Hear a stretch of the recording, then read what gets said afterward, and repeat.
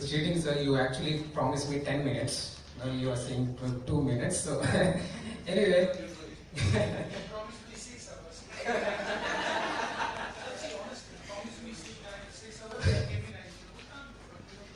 Yes, sir. So, I'll just. So, hello everyone. My name is Vinod. I'm basically an artist. I'm an animator. Specifically traditional 2D animator. So I draw, that is. And presently I'm working with this company called Aniguru Animation, where what we actually do is we work with schools across India. In schools, we are introducing this project-based learning, where nowadays children are, the education system, teaching system has evolved from chalk and talk to smart boards, where children are watching digital contents on the screen and they learn from that. In our program, instead of merely being spectators or viewers of digital contents, children themselves create digital contents. So here what happens is, children are assigned projects by their subject teachers. There is no subject limit or any limitation on subjects or language or topics. Teachers can assign any topic from any subject, and based on the given subject, children first do research. They have to do research on the topic, and then they visualize how they are going to present it on the screen, and they finally create a digital content with the help of our faculties and with the help of our softwares. We are tied up with a Canadian software development company for this. They are called Toon Boom. They are the world's biggest 2D animation software development company. Their softwares are used by people like Walt Disney, Warner Brothers and all. So we are tied up with them, and we install those softwares in the school's computer lab, all the systems. And we provide full-time dedicated teachers, trained animation teachers to the school. And with the help of our teachers and using these softwares, children create digital contents. Now I will show you some contents so that it's much more clear to you what I'm talking about. Presently, it's energy to live.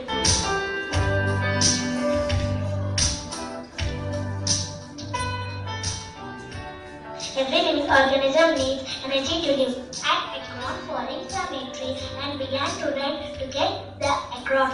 After eating, Akron fell down the tree. Then slowly snake slides down from the tree, and a hungry eagle observes the resting snake and began to target the snake to eat it and satisfy its hungry.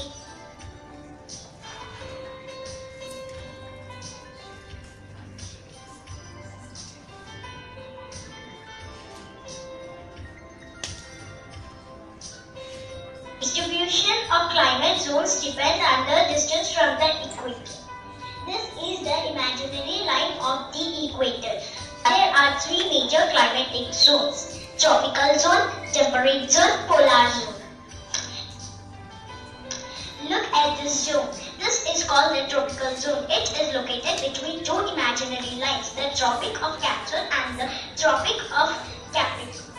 Here the temperatures are very high because the rays of the sun falls directly on the Earth's surface. The next zone is temperate zone. The temperature here is not extreme because the sun rays are a little far and falls indirectly on the surface. Finally, the polar zone. There are two polar zones. One is under northern hemisphere, which is the Arctic Circle, better known as Northern Pole. The other is under southern hemisphere, which is the Antarctic Circle. Here the temperatures are very low because the sun is very far and the sun's rays fall diagonally on the Earth's surface. So whatever you have seen here, the drawings, the animation, the voice, everything by children only. So the objective of the program is not to teach animation or to teach software. Definitely, children will learn animation. Being an animation instructor for almost 17 years now, I've been practicing learning and teaching animation for almost 17 years now. Teaching animation and art form like animation in 30 sessions or 16 sessions is practically not possible at all. And we are not attempting that here. The objective here is to make the children visualize. Many a times we observe that children are memorizing text for exam's sake. Say 2 days or 3 days after the same exam, you ask the same questions to those children. Many of them are not able to, give you the same right answer. At the same time, you give them a good storybook. Even after 20 years, 30 years, we can still remember those stories which we read in our childhood. That is happening because a good author has the ability to make us visualize as we are reading. We can visualize Sherlock Holmes looking for those clues. We can visualize those backgrounds because the author has described it in that manner. And the movie is running in our mind. Unfortunately, when it comes to the regular subjects, this visualization is not happening. And when visualization is not happening, understanding is not happening, proper understanding is not happening, and children cannot remember it for a long time also. So here, we are giving the children a reason to visualize. Every child nowadays, they are fascinated by, whether we like it or not, they are fascinated by cartoon films, they are fascinated by animation. And it is there from your mobile phones, to NASA. Everywhere animation is applied. So we cannot change it now. So if the child gets a chance to create his own digital content, his own animation, it's a dream come true for them. It's a motivation for them. And in order to create a content like this, first they have to understand it. They have to visualize it. And when they visualize it, they understand it better. And then we are giving them a medium to present their visualization to the teachers again. So whatever they have understood, they are presenting it again in a medium which is the most powerful medium, I should say, of communication. And the teachers also now have an opportunity whether to understand whether the child has truly understood the content or not. Many times when they write the exam also, the words are there, but we don't know whether they have truly understood it or not. But when they present it in a manner like this, the teachers have the opportunity to understand whether the child has truly understood the content or not.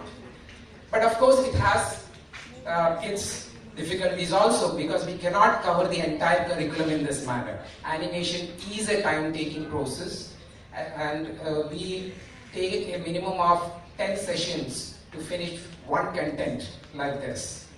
And a team of 5 to 6 students work on a single content like this.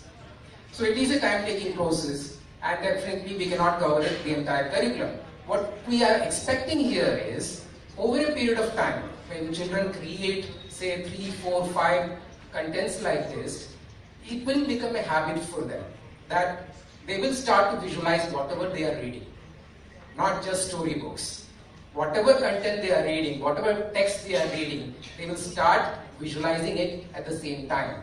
And that we believe will help them to understand better and remember the contents better for a longer time. So, thank you very much. Any queries, any questions? I am here to answer now or later, anytime. Thank you.